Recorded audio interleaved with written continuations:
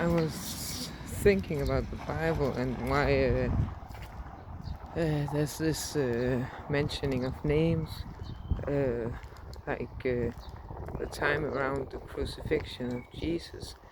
There's one of the well, it must have been the disciples. Uh, I don't remember the names of the books or the chapters where they give their testimony to what happened. But one of them says that this was Jesus, and then he mentioned all the people in his family tree back to David's town, or this David's stud in the English. And I wondered why they made such a big effort to write down all these names. And when I think about today, we have our social security numbers and our cards for identification. But at that time, they had the census to. They wrote down and counted how many people who lived in the different places, maybe their names and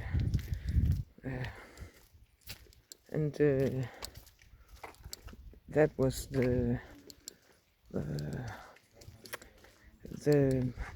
documentation there was for their existence, and maybe the right to existence. And it could be that if you're not part of the census and the countings of people, then you may have been an outlaw or something, or someone that was not socially accepted in society, and you could then risk to be imprisoned or crucified. Maybe that's just a crazy thought. And so maybe it was important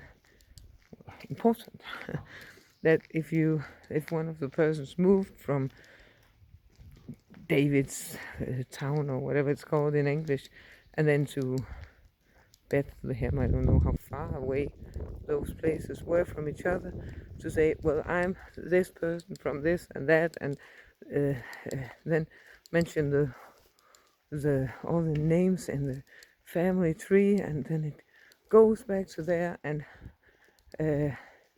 that could have been instead of having a social security card and number, then they could say that this is I'm from this and that, and then my grandfather, and then after that, and from that family, and blah blah blah, and then track it back to there, and the person would be a part of the counting and writing down of names in that specific town, and they could then verify the person's maybe right to be a part of society, uh, and we can see that that documentation. Well, it's I know when I started at I think it was, I don't remember what school, if it was in university back in Roskilde, and I had this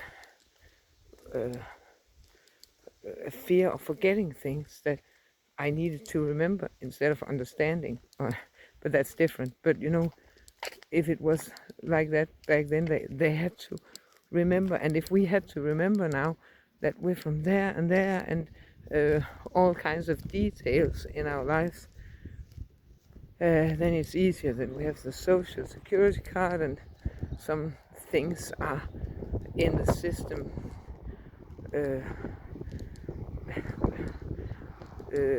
documented, or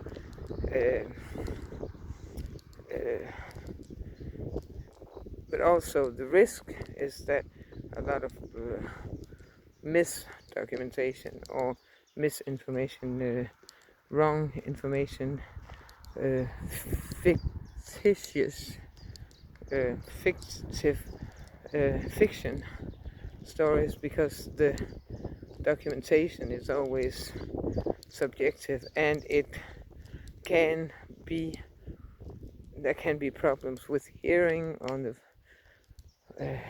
phone, or the remembering things and things like that, and